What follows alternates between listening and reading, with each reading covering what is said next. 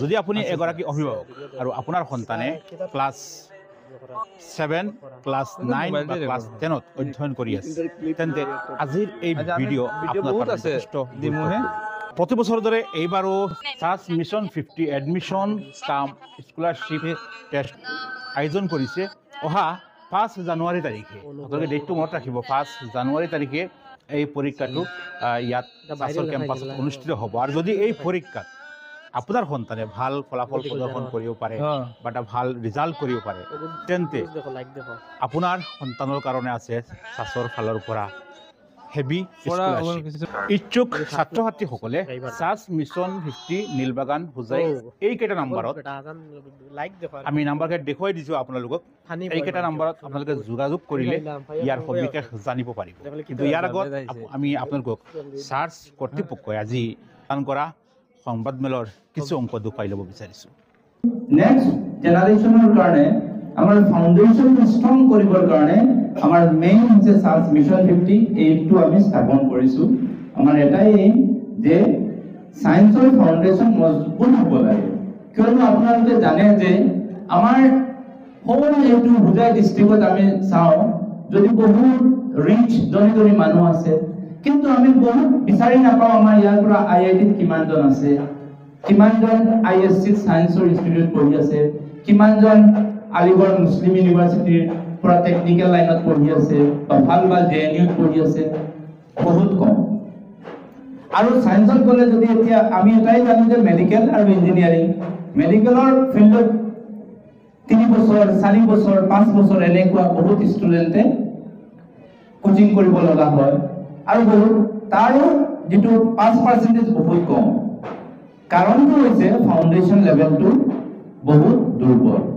তাৰ বাবে আমাৰ এই সাজ মিছন 50 অনুষ্ঠানটো খোলা হৈছে ইয়াতে আমি ফাউণ্ডেশ্যন লেভেলৰ পৰা ক্লাছ 8 ৰ পৰা আমি সায়েন্স ৰিলেটেড ষ্টুডেণ্ট যাতে ফিউচাৰত ষ্ট্ৰং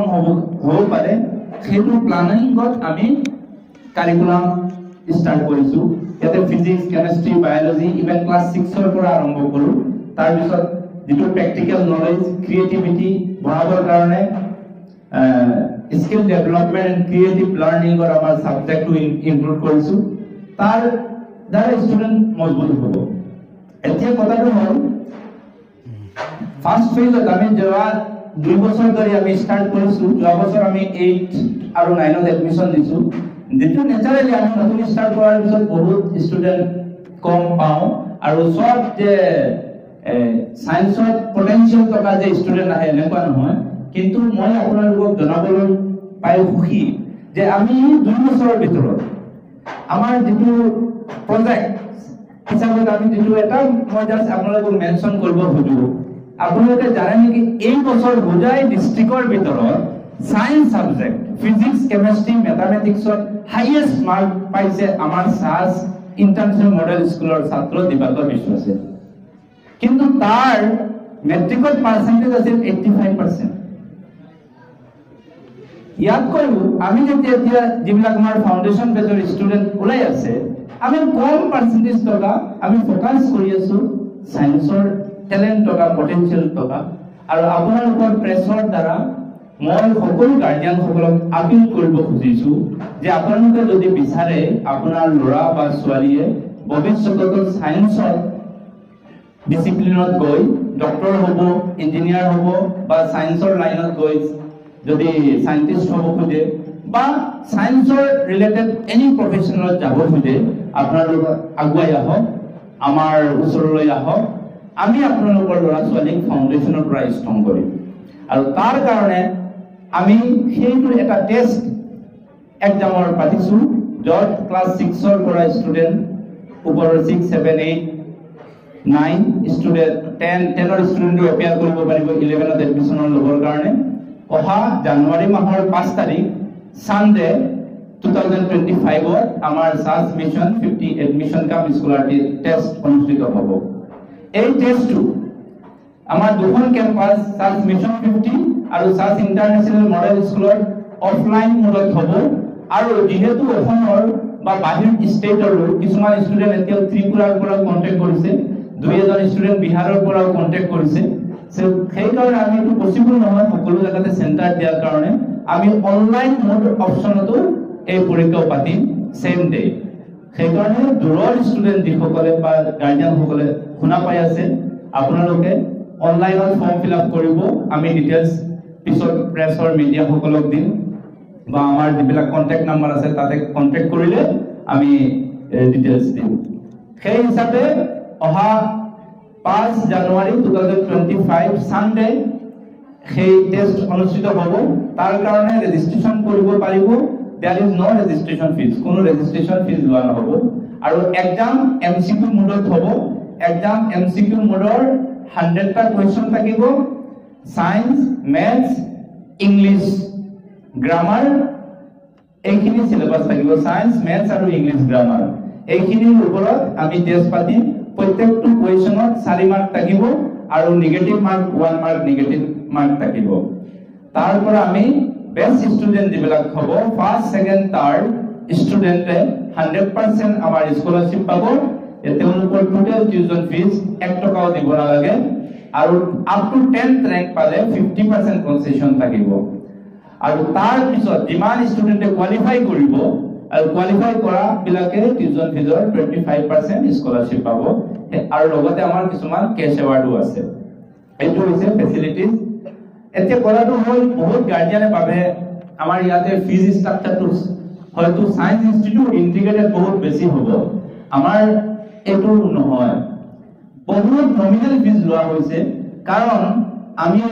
এই ৰাজ্য বা এই আমাৰ হুদাই ডিস্ট্ৰিক্ট হওক বা অসম আমি ম্যাক্সিমাম মিডল ক্লাস শ্ৰেণীৰ মানুহ আৰু আমাৰ ফিজিক্স স্ট্ৰাকচাৰ হৈছে 20000 ৰ পৰা আৰম্ভ কৰি ক্লাস 8 ৰ টিউশন ফিজ 20000 1 ইয়াৰ আৰু 10000 এডমিশন ফিজ 30000 আৰু ক্লাস 12 ৰ সেইটো হৈছে 11 12 ৰ admission and tuition fees integrated curriculum 60000 আৰু তাৰ পৰা ষ্টুডেন্ট কোৱালিফাই কৰিলে তাৰ স্কলাৰশিপ পাব সেই কাৰণে this is affordable even hostel fees যেটো আমি অনলি 5000 ৰাখিছো this 5000 include their mess due hostel fee even self study and evening যেটো আমাৰ এক্সট্ৰা গাইডেন্স দিয়া হয় টিচাৰৰ প্ৰেজেন্সৰ ডাউট ক্লিয়াৰেন্স সেশন এই টোটাল 5000 ৰ ভিতৰতে হোস্টেল ফিজ দিয়া টোটাল হৈ যায় টোটাল কিমান আমি কৰিছো আমি জানো 80 to 95% মানুহ মিডল ক্লাস মানুহ তেওঁলোকৰ কাৰণে এইটো এফৰ্ড কৰা সম্ভৱ নহয় ইয়াতকৈ বেছি হলে সেই কাৰণে এইটো এইখিনি আমি কৰো ফেসিলিটি তাৰ পিছত আমাৰ বহুত স্ট্ৰেটেজি আছে প্ৰশাসনৰ আপোনাক অলৰেডি কৈছো যে 6 7 8 ৰ পৰা আৰম্ভ কৰি ফিজিক্স কেমিষ্ট্ৰি বায়োলজি আমি ইন্টিগ্ৰেটেড বুকস ইউজ কৰো আৰু ইয়াৰ টিচাৰ সকল বেস্ট টিচাৰ্স আছে আমি ইয়াতে টিচাৰ্স সকল সেই সায়েন্স ৰিলেটেড টিচাৰ আমি আনিছো আমাৰ মাজত যিসকল টিচাৰ আছে ইঞ্জিনিয়াৰ হ'ব ডক্টৰ হ'ব বা ডাঙৰ আলিগড় মুছলিম ইউনিভাৰ্চিটিৰ পৰা পঢ়া জেএনইউৰ পৰা পঢ়া এনেকুৱা এনআইটিৰ পৰা পঢ়া এনেকুৱা টিচাৰ আমি বিচাৰি মানে আমি ৰিক্ৰুট কৰিছো ভাল ইনষ্টিটিউচনত এক্সপেৰিয়েন্স থকা টিচাৰো আছে আপোনালোকে নো ডাউট বিলিভ কৰক অহা কেইদিন পিছত আপোনালোকে চাব ইন্টিগ্ৰেটেড ইউনিক ইন্টিগ্ৰেটেড যেটো সায়েন্স ইনষ্টিটিউট সায়েন্স মিশন 50 এই নীলবাগানত আৰু আগুৱাই যাব